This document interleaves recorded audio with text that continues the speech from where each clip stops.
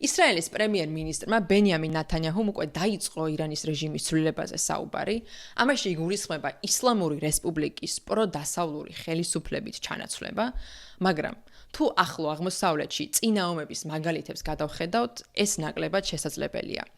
ამერიკამ მრავალი წლის მანძილზე რეჟიმის შეცვლა წარმატებით ვერც ავღანეთში მოახერხა და ვერც ერაყში. მიუხედავად იმისა, რომ ამ ოპერაციებში ტრილიონობით დოლარი დახარჯა.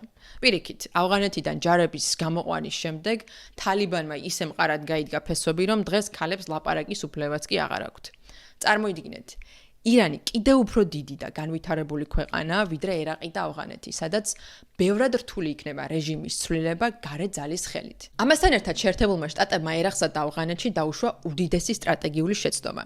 მათ ეგონათ, რომ ადგილობრივები ამერიკელებს ზარზე იმით შეეგებებოდნენ, როგორც მხსნელებს და გადამრჩენელებს, მაგრამ ეს ასე არ მოხდა. მათთვის ამერიკული დემოკრატია უფრო უცხოხილი და კულტურასთან შეუთავსებელი აღმოჩნდა, ვიდრე თავისუფლების რეცეპტი.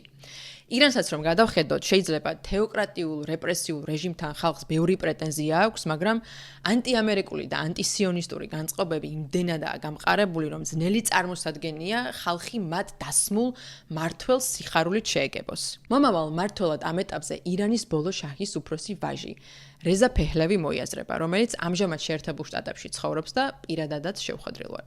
მაგრამ არ უნდა დაგვავიწყდეს, რომ ის დღეს დიდრულად ცხოვრობს ამერიკაში მამამისის მიერ გაძარცული და რეპრესირებული ირანელების ხარჯზე, ამიტომ ირანელების მხარდაჭერა შეიძლება ვერც მან მოიპოვოს.